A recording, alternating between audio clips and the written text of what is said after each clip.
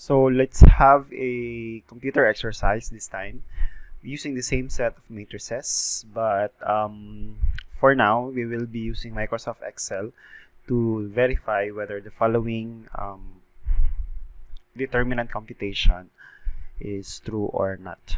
Okay, so our objective is to compare the value of determinant of A plus determinant of B with the determinant of the sum of A and B using Microsoft Excel. Okay, so in the Microsoft Excel environment, the first thing that we're gonna do is to define the matrices. So let's choose cell A3 and then let's type matrix A. So again, this is just a labeling. Okay, so we will label A3 as matrix A equals, and then let's choose 4x4 range of cells. So from cell B2 up to cell E5. Okay, and then go to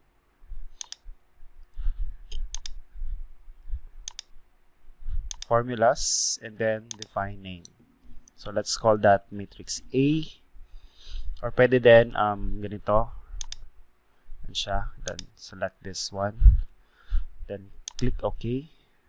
And then do not forget to add borders. Okay. Then let's select cell G3. Let's call that matrix B. Then select range of cells from H2 up to K5. Okay. Then go to formulas, define name. Let's call that matrix B. By the way, this approach works only for Microsoft Office 365. Okay. Then after that, let's now input the entries of the matrix. For matrix A, we have 2,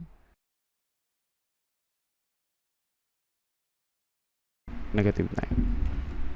Okay, so let's check kung meron bang mali.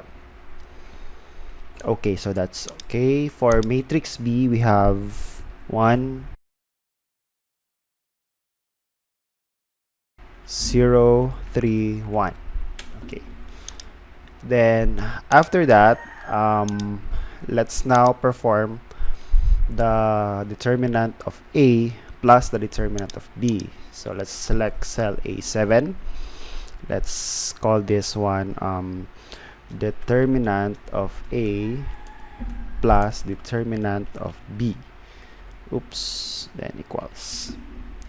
So nag-overlap na siya sa cell B7. So let's select cell C7 instead para dito natin pakita yung result. Okay. So in order to compute the determinant, we use the formula mdeterm. Okay, so mdeterm. According to Excel, it returns the matrix determinant of an array. Then open parenthesis, let's type matrix A, then comma, oops, na siya, and then plus mdeterm, then open parenthesis, matrix B. Then the answer is 273. Let's compare that one with determinant of A plus B. Okay, so that's equal to mdeterm. So hindi siya actually case sensitive. You can type small letter mdeterm function, so the formula is still the same. It will give you the same answer. So mdeterm times matrix A plus matrix B. Oops. And then press enter. So we find that for addition, the determinant is really not the same. Okay.